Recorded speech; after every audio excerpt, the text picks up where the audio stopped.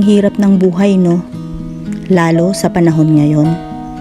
Minsan matutulala ka na lang dahil nag-iisip ka kung paano mairaraos ang araw na ito.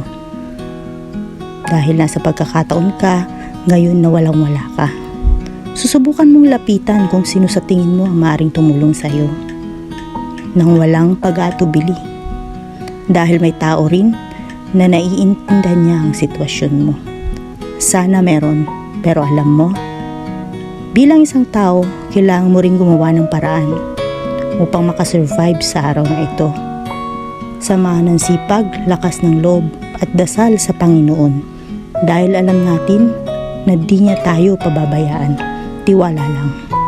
Siguro binigyan talaga tayo ng pagsubok ng Diyos upang mas lalo tayong lumakas at maging matapang na harapin ang buhay. Lagi magpasalamat sapagkat nalalagpasan natin ang bawat araw na dumaraan kasama ang mga mahal natin sa buhay.